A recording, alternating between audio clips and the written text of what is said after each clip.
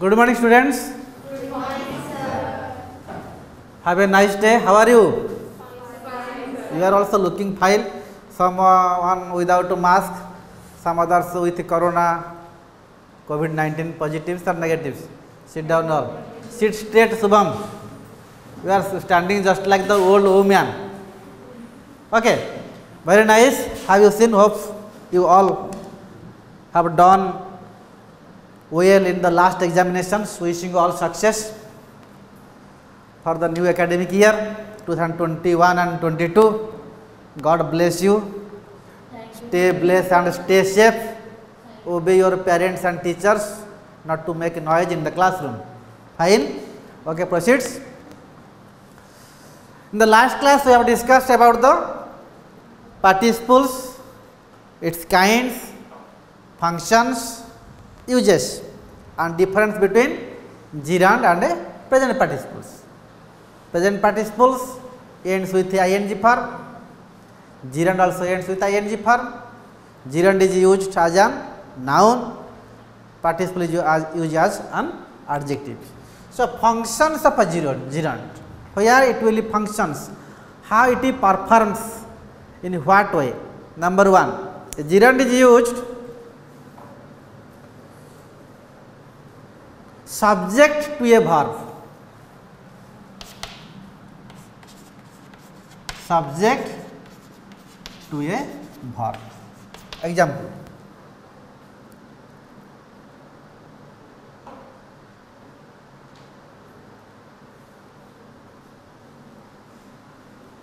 Example tell. We can tell. You know, smoking is injurious. Injurious to health or for health? Why not for? Maybe when your question coming 4 marks editing, this kind of question coming written here. Smoking is injurious for health. Edit. For also good. To also good. But for is used positive in sense. Lifebuoy for health. Yeah, in advertise. Lifebuoy for health. Lifebuoy is not to health. It is for health. Why? It is for positive in sense. Anyone can use sanitizations or mask. It is for health. Good for health. But here, why to? Those will addict with this kinds of attitudes, smoking or liquoring or etc. Their health will be suffer. Those are not taking. Not. So here, smoking is your subject. Verb is subject to a verb. Which verb? Is. Smoking is your subject. So here gerund is used as a subject. Okay. Object to a verb, number 2. Object to a verb.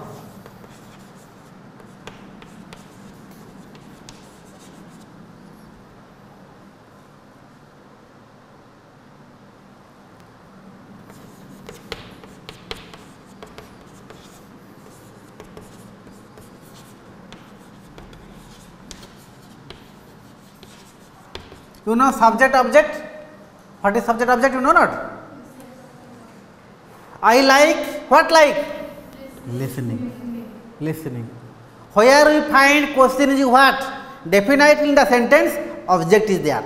Without object, a sentence cannot be completed. If there is object, we call that verb transitive. No object, it is called intransitive. In voice change you have read. Keep your mask in pocket. Okay. So, if a subject, an object having, a verb having object is called transitive verb. Verb having no object is called intransitive verb. Here, which object? Listening. What listening? Music. Who listening? I. What? Listening. Okay. What are you doing? Listening. What listening? Music. Who listening? Where question is WH, who? Subject is there. Where question is WH, what? Object is there. It's subject, verb, object. Here it is listening is your object. Object to a verb. Which verb? Like. Got it?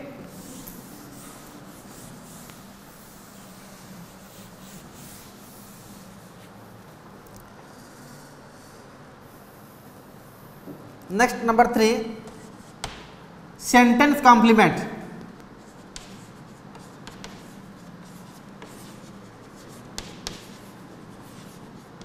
If there is a sentence, there is no object, how can we complete sentence? With the complement. Example,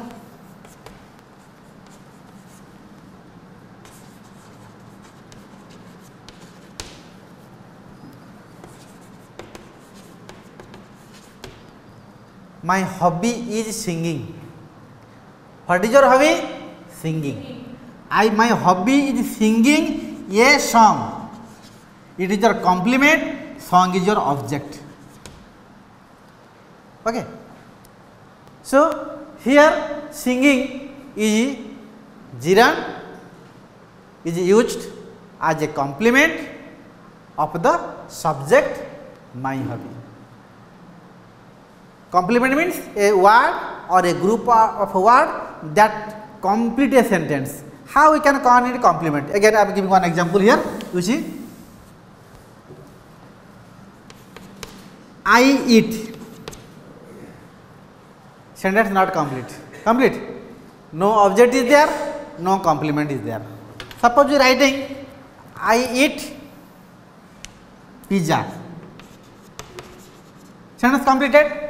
Here pizza is object, but no object is there. We need complement. What? I eat in a restaurant. It is called your complement. I read. No, I read. No object is there.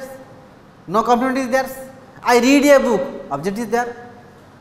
I need a complement. I read in a school. Complement. Understood now? So, we want to make a sentence complete either by an object or with a complement. So, here gerund is used as a complement to complete the sentence. Next, object to a preposition.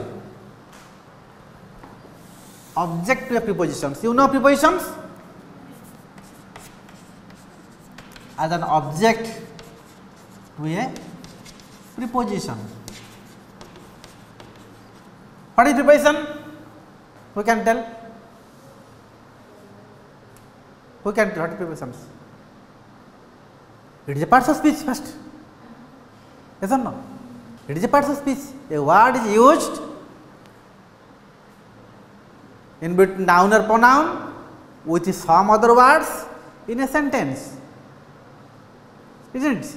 How examples? He is good at painting. He is good at painting. Gerund, object, verb, subject, and also object, prepositions with some other words. So, art is used to make relationship between noun or pronoun with some other words in a sentence is called prepositions. Here, painting is become an object of a prepositions.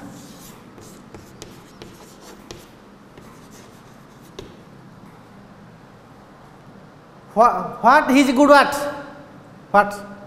Painting. Object. We are using what question na? If we want to confirm about the object, we have to make a question. Who is good at? He. Subject. What is good at? Painting. Painting. What is used for painting? Object. Who is used for? Subject. So, who is generally used for noun as a subject? What is generally used for object? Understood or no?